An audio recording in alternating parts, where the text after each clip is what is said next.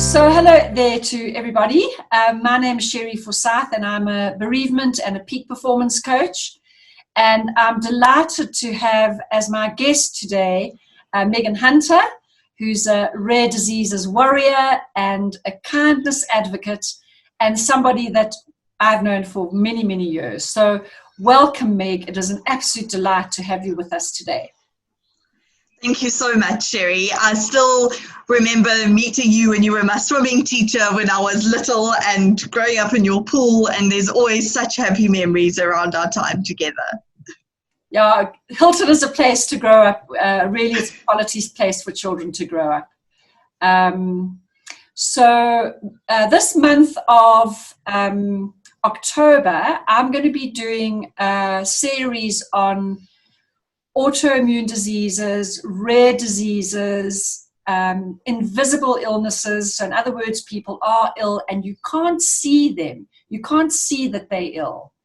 And so I'm kicking off with an interview with Meg, and she's going to tell us about her illness, which is one of the rare ones, what it's called. And so I'm going to ask you, first of all, Meg, to just give us the name of your illness and just tell us a little bit about what it actually is. So the condition that I have is called Myasthenia Gravis. And simply put, what happens is the message between my nerves and my muscles gets blocked. So I'll know that I need to walk upstairs, but my muscles just won't work. Or I'll know that I need to swallow, but the message just doesn't get there to actually push the food down. Okay, so, and is it in your whole body, or are there certain areas that seem to be more affected than others?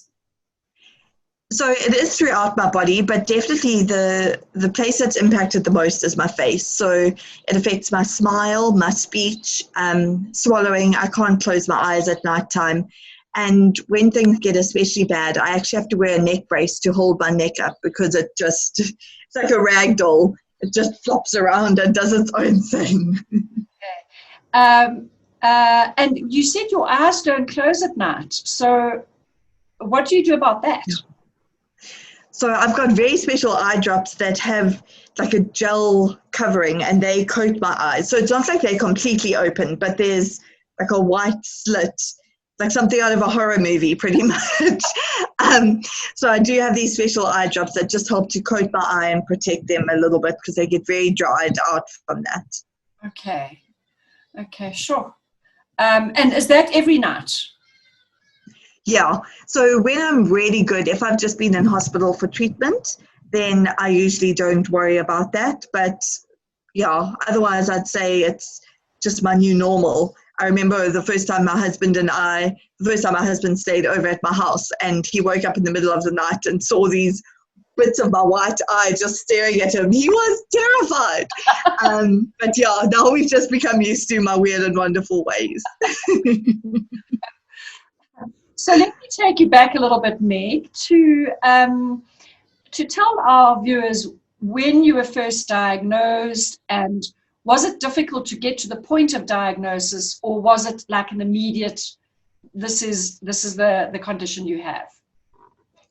So my symptoms started in October of 2003, and the first thing that happened is my cheeks felt numb. I realized that I really couldn't smile. And I said to my mum, something's weird, but I'd gone out for dinner with my sister the night before, and they said, well, maybe your drink was spiked. Like maybe something like that happened. It's a reality. So we just kind of left it for a while. And then as time went on, I noticed it getting worse and worse. And the fact that I was really battling to swallow. And it wasn't just food that I was battling. It was if I had a cup of tea, I couldn't get that down. When it got really bad, I couldn't swallow my own saliva. And I was like, no, there's something more going on. So we went to our general practitioner, and he thought I had an eating disorder. Coming from an all-girls school, of course, like first thing that comes to mind. And I wasn't eating. I was absolute skin and bone. So it was an eating disorder in his eyes. I went to a psychologist, saw him for a while, and he phoned my mum and said, no, there's something more to this. And at this stage, I started slurring a lot of my words. So we went back to our GP, and he said it's another psychosomatic condition called globus hystericus. No. So, yeah. So he said it makes you feel like there's a lump in your throat. And I was like, well, that's not really what it feels like, but a doctor knows better than me. Like, I was 15 years old. What do I really know about bodies and medicine? So back to the psychologist, we trotted, a few more sessions with him, and I would hear my mum crying on the phone with family, just saying, I don't know what to do. Megs isn't getting better. I've done everything I can. I just don't know what to do. And then the psychologist and the GP finally believed that there was something a little bit more to this, and we got in to see a neurologist in Durban in the January of 2004. And she examined me, did a few muscle tests, and within about 10 minutes she sat us down and she said, you have myasthenia gravis, and if you hadn't come through to see me, you would have died. Oh, wow. And as a 15-year-old, I was just like, what? I'd never heard of this condition before. No one in my family had it.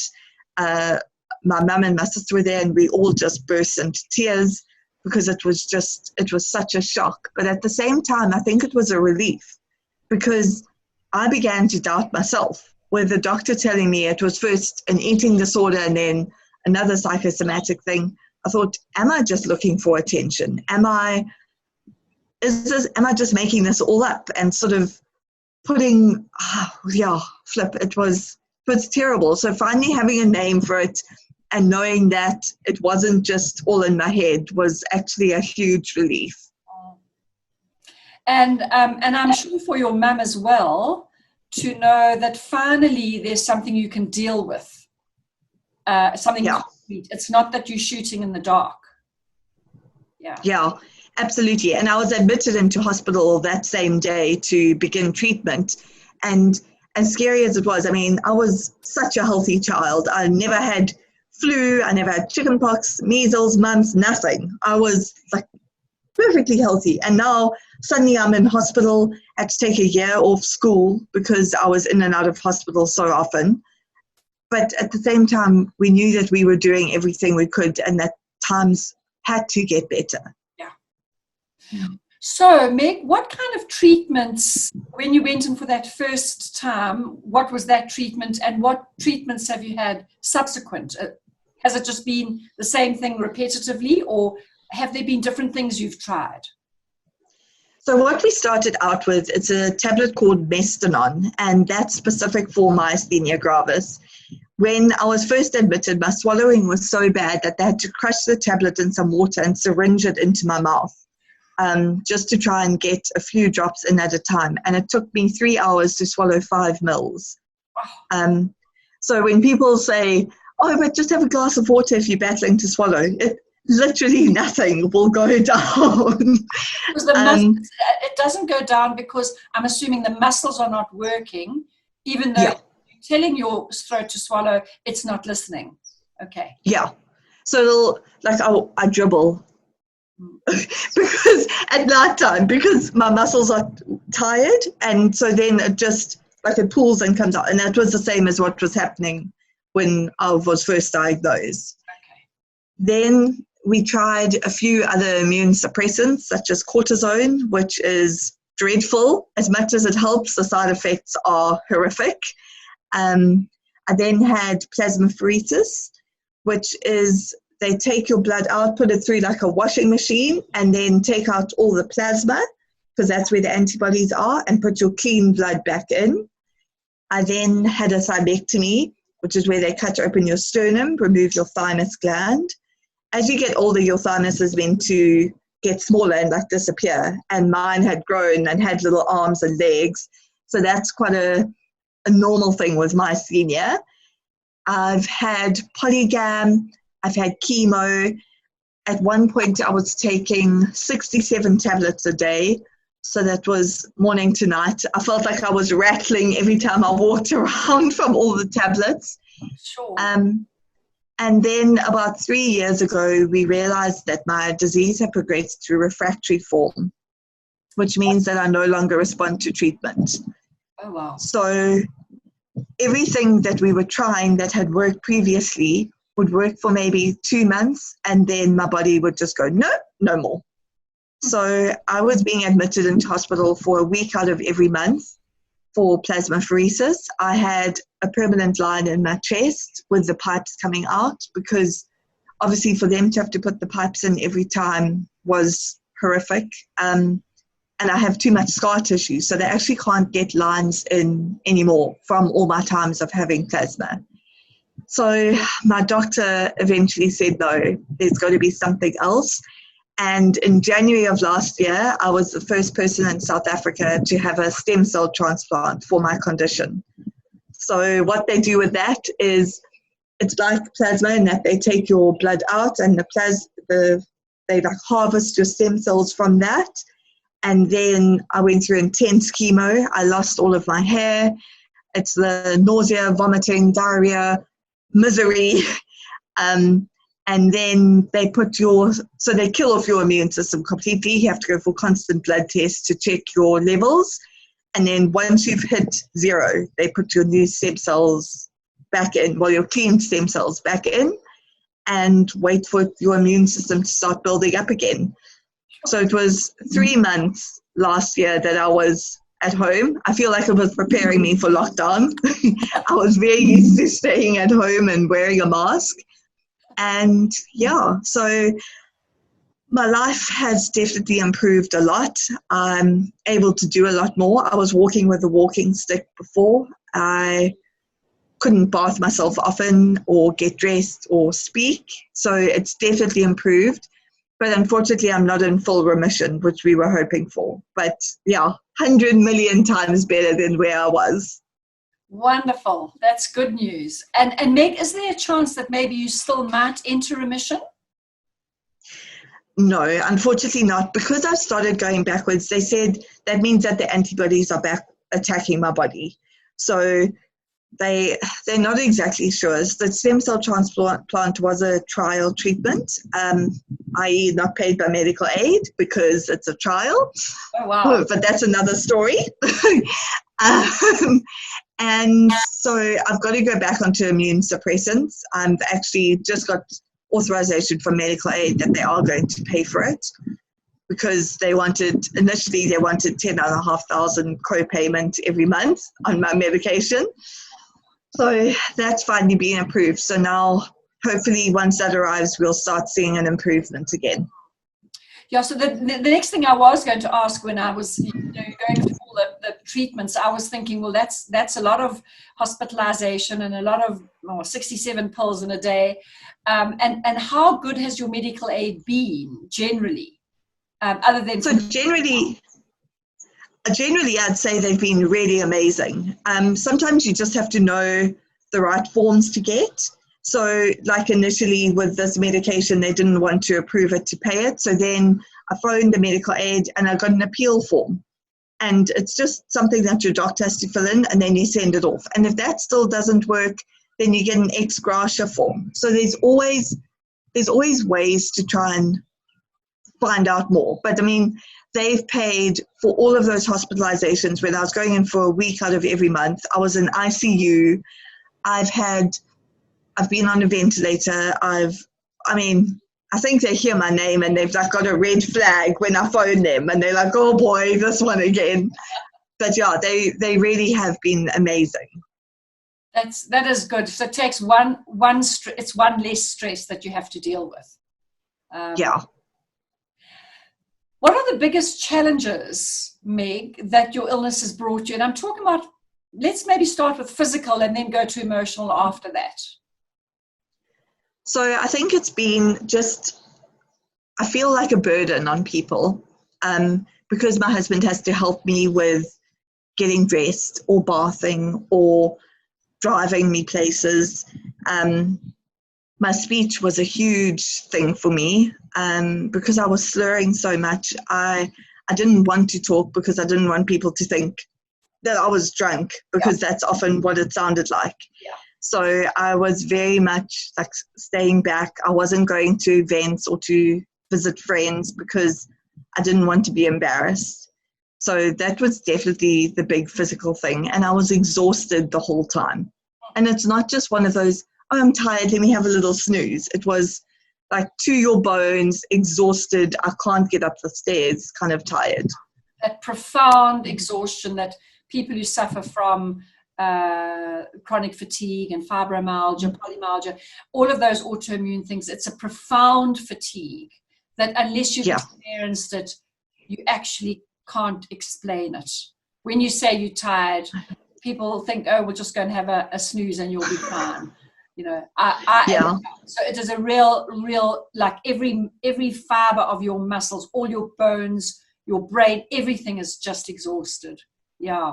Yes, I used to laugh and say that I had like brain fog because I couldn't get my words out. I'd stumble over them. I would look at the floor where we were sitting, like at a restaurant, and think I could actually just curl up there and fall asleep right now. Like, you don't need to give me a blanket and a pillow. I'm very good at sleeping wherever I am. No, so it is, I mean, and how did you cope with the exhaustion? I mean, did you just limit what you did, or did you find that you still went as much as you could and then collapsed kind of repeatedly? So I'm very bad at knowing my limits, and I also don't want to miss out. So if there was, say, a friend's wedding or a friend's birthday party, I would try and nap before, but then I still wanted to be in there in the thick of things. I never wanted people to look at me and say, oh, there's the sick one again. I never wanted people to have that sort of idea of me. So I did often push myself more than I should have, and probably ended up in hospital a lot more often than I should have because of that. But also, you've got to live life. You can't sort of sit back and, oh, worries me, life is terrible, because then it will be terrible. And that's never what I wanted. Absolutely. And it's a fine line to know when you can push and how much so that you can live and not miss out on things and enjoy life. And other times when you need to be withdrawing and being able to say no. And I had chronic fatigue syndrome, I don't know, 25, maybe 25 years ago. And I'm the same. I also don't know my limits. And even now, I sometimes still push too much after all those years of trying to teach myself not to push. And so I think for the viewers out there, it is one of the biggest challenges that people with conditions are confronted with. In that, if you aren't energy compromised, you don't know how bad it is. And unless your friends are really understanding, that can also put a lot of pressure on you as the patient, you know, because they can't understand that you need to have a sleep after lunch or whatever it may be. And that exacerbates the stresses that you as the person with the condition is coping with. It makes it even worse. So absolutely. Yeah. And I think a lot of people, as much as they knew that I was sick, they would be like, oh, she has to go home early again. Or, oh, we're just not going to invite her anymore because she always says no. And that's so difficult because I'm not saying no because I don't want to be there. I'm saying no because I literally can't get out of bed to come.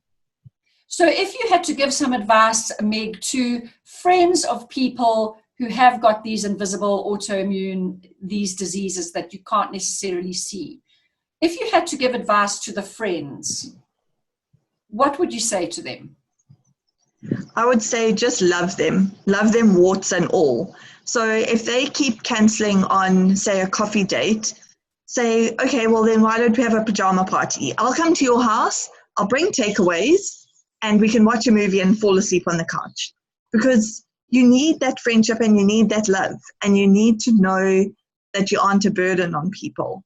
So I've got friends who'll come to my house and have a nap with me in the bed, and that's our time together. And I know that I can't go out with them, but I would call on those friends in a moment because I know that they get me and they love me. Yeah. And I think that's so important.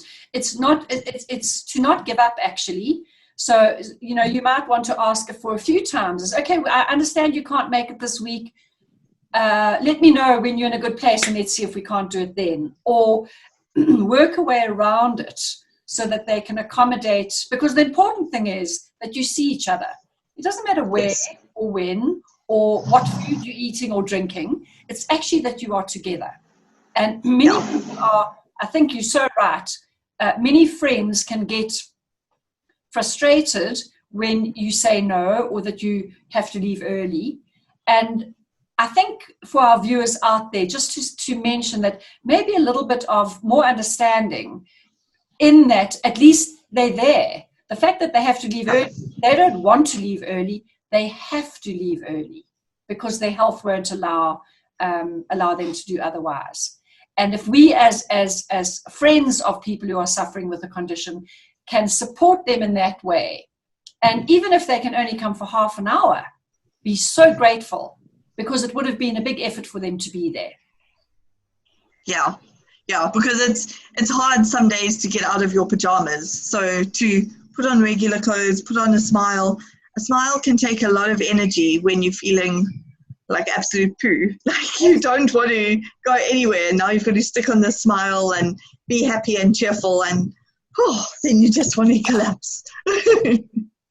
So that leads us to what are the main emotional challenges, Meg, that you've experienced?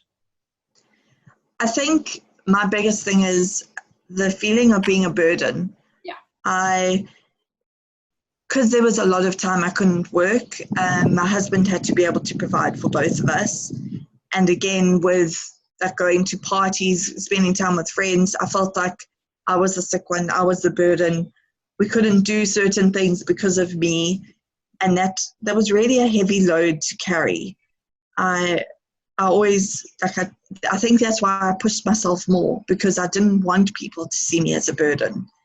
And as much as I tried to put on a happy face, I would sometimes just get home and break because I was so exhausted or so sick of pretending that everything was perfect when in fact I was breaking inside. Yeah. So depression is a real thing. I have been on antidepressants for a few years now, just because trying to cope with being chronically ill and knowing that I'm never going to get better, I'm never going to be normal, it's a hard pill to swallow. And I get anxious about certain things, like, do I have all my medication? If something were to happen to me today, would I be okay? If I get hijacked and my handbag is taken, it's got my medication in there. Do I have a backup in my car? If we go and visit friends and we end up having to stay over there, do I have my medication so that I'm not going to end up in crisis? If I go into hospital, do the doctors and nurses know enough about my condition that they're not going to give me something that is going to put me into crisis? So it's this constant, like, am I on top of things? Am I not? Do people around me know what's going on? Yeah, I feel like my brain is just like the whole time. You're almost hypervigilant. Yeah. So let's take a little bit of time to speak about your darling husband who met you. Obviously, I mean, if you got sick when you were 15, he must have met you when you were sick. So speak a little bit about him and how amazing he's been for you. Oh, he is just wonderful. He is fantastic. So we actually met at the local nightclub in Pietermaritzburg. And I remember when I met him, I went home to my mum that night, phoned her, and I said, I've met the most wonderful man. He's gorgeous and he's tall and he stands out in the crowd, and he just made me happy to my very soul. I had a very bad breakup just before him, and when we broke up, my boyfriend said to me, no one is ever going to love you with this condition because it's too much to handle. And so I think that's a huge thing that I've carried around with me. And the moment I realized that Warren and I were getting serious, I said to him, listen, we need to have a chat. Like, we need to sit down and talk about this, because I don't want to fall in love with you and then you see the dark side of me being sick and you can't cope. Yeah. So we spoke about it, and he said, I'm here for you. And after we had been dating for about 3 months, I ended up in hospital with septicemia, and I was on a ventilator and in a coma for 10 days. And Warren drove every day from Maritzburg to Durban to come and see me. And then when I came out of hospital, he moved me in with him because I wasn't allowed to live on my own. And as a very new couple, this poor man had to bath me. He had to clean my wound. He had to drive me around to doctor's appointments, and he did it all. And he's loved me through no hair, through cortisone face, through absolutely everything. And yeah, I mean, I couldn't ask for a better man to be by my side, because he literally has seen me at my absolute worst. And he still tells me I'm beautiful. He still tells me he's proud of me. And yeah, I mean, he's just amazing. Which you are, and not only beautiful and proud of what you are doing, but also just that lovely sense of humor that has already, has come through in this interview. A very positive mindset despite very trying circumstances. So, yeah, what a blessing to have Warren in your life. Yeah. Absolutely. I couldn't ask for a better man, and I never imagined that I would find someone who would really love me for who I am and for what I'm going through, and to be there by my side and just support me the whole time through good and bad. So, Megs, obviously Warren has been one of your major supports. Who else has really pulled out all the stops to support you in your illness? My family has been amazing. So, as you know, Cherri, my dad passed away 6 weeks before I was born. And my mum has never remarried. So it's just been mum as both parents. And she has really had to take on the role of being both parents to the extreme. She never had someone to bounce ideas around about my treatment or about what she should do. She had to be brave and make all of those decisions on her own. And I think that's quite a scary thing. Like to let your 15-year-old go in for an operation where the doctor said, we don't know if she's going to make it because it's a big op. Like, it's scary. And mum has been one of my cheerleaders right from day one. She makes me laugh. She just keeps me going. And then definitely my sister and my brother. We are such a close family. And I mean, my sister lived overseas for a while. I now live in Joburg, and they're all in Natal. And yet we still chat nearly every day. They send crazy messages and make me smile and laugh when I just want to cry. They were there for me through my transplant. They came to Joburg to come check on me and make sure that I was okay. And my extended family, my aunts, my uncles, my cousins, my granny, who unfortunately passed away, but she was always there. I mean, you remember Gogo and her love for her family. I think we all learned it from her, and the way that we're a unit. We're not an individual. We really are an absolute unit. Yeah. That's amazing. It's a huge credit not only to Warren but also to your family, special as they are. And your friends, are they new friends, Meg, or are they friends that you, sort of the older friends that are the ones that have really come out of the woodwork for you? Friendship it's been really difficult with this. There's some friends that just can't cope with it.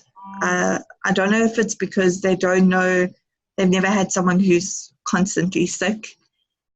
So some friendships, unfortunately, have sort of fallen by the wayside. But then I've also got some friends who have been, like I went to school with, and we still chat often. So I think it ultimately comes down to who that individual is.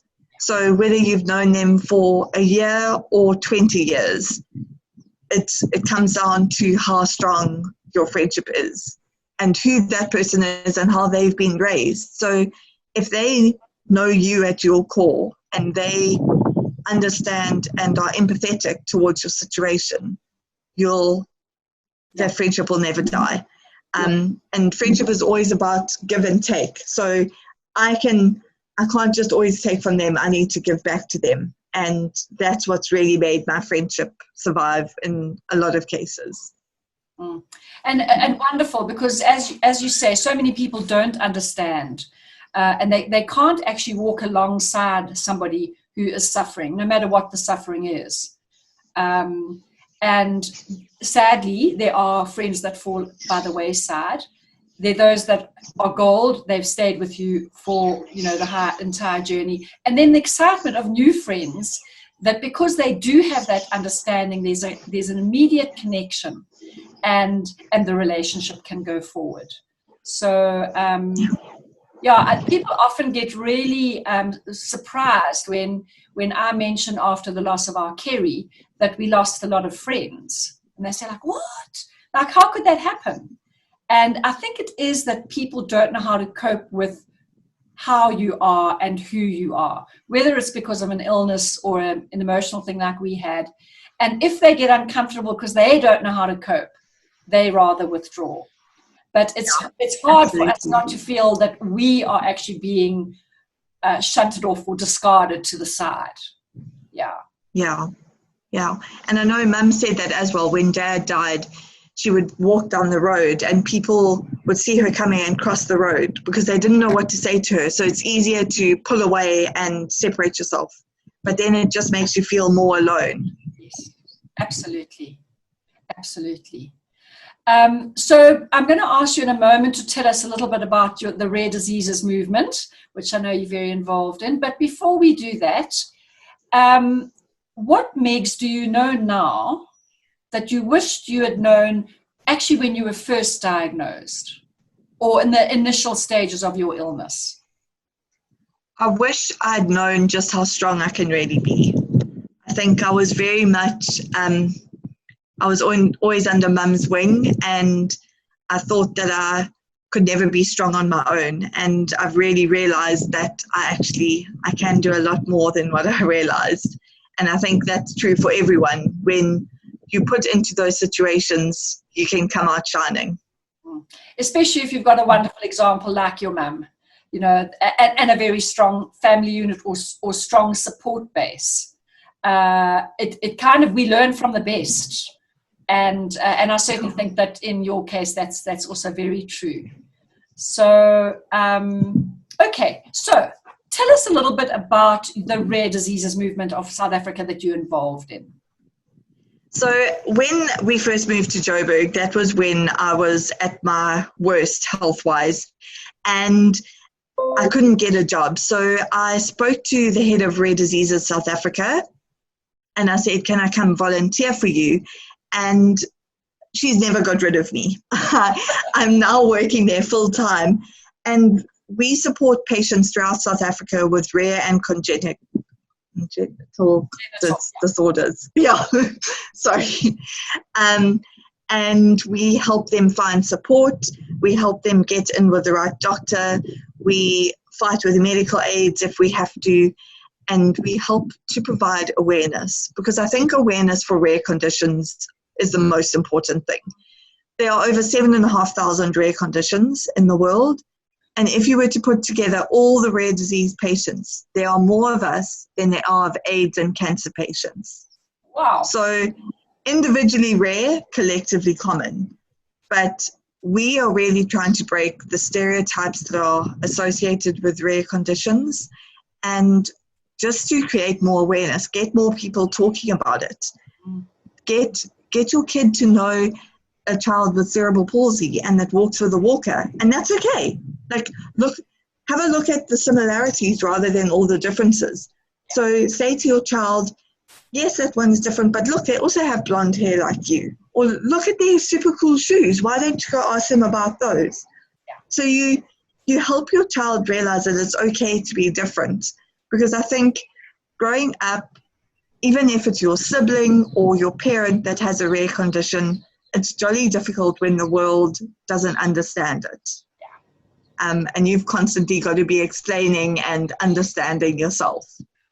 So it's really about teaching people about acceptance, acceptance of the differentness, rather than Yes. everybody fitting into the same box. So how is this rare diseases? How is it funded?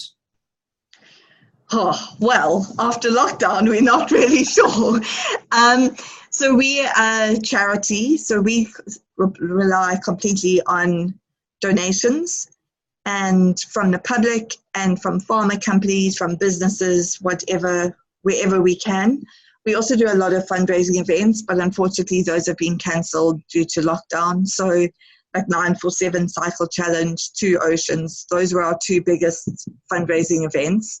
So unfortunately we've lost out on those. But we approach businesses and individuals because we can provide a Section 18A certificate, which is a tax write-off for the business. So it's a win-win for both of us. But yeah, we rely on people's generosity and kindness to keep going. And so at the end of the video, I'm going to put up the details about your rare diseases, and if you provide bank accounts or whatever. But if you're wanting to donate to the rare diseases, the information will be at the end of the video, as well as how you can get in touch with Meg herself or with me. So yeah, we'll put all those details at the end of the video. And Meg, I think that the final, second to last question is, what advice would you give to someone recently diagnosed with a rare disease? I think my biggest thing would be to reach out to rare diseases and get in touch with people who are going through a similar journey. It is amazing finding a tribe of people who just get you. They know what it's like to have to try and jam 10 tablets on your throat in one go, or to know the nurse's numbers and names off by heart. They are people who understand your core, and there is nothing better than getting in touch with those people. I definitely think since having discovered rare diseases and the support groups within there, it's changed my life, because I no longer feel like I'm all alone. So with those support groups, under the umbrella of rare diseases, are there support groups for specific conditions and illnesses? Yeah. Yes. So some of our rare conditions are so rare that there's only 2 people in the world. So then we have a generic patient support group, but then for the more common rare diseases, we have individual support groups as well. So you could join whatever you wanted to. And we've linked up with a lot of international support groups, so we can always put you in touch with them too. Oh, that's fantastic. That's fantastic. So my final question, Meg, is there anything else that we haven't spoken about that you would like to say at all? I think I would never be the person that I am today if it wasn't for my condition.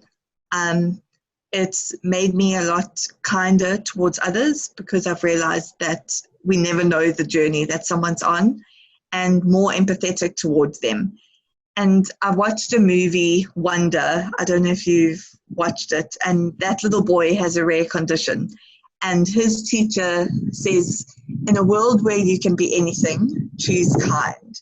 And when given a choice between being right or being kind, always choose kind. And I think that's something that's really stuck with me, is because we don't know what people are going through. Just choose kindness. Just take the time to tell them how valued they are, how amazing they are, or give them a smile. It's a little bit difficult now with the mask, but just show support and kindness to people, and it changes the world. Absolutely, and thanks for that, because I firmly believe the same thing. It doesn't cost anything to be kind. You can choose to be kind or unkind. Probably takes the same amount of energy. So why not help the world to choose to err on the side of kindness rather? But thank you, Megs. You're an absolute inspiration. Your positivity is just oozing over the waves between me and you.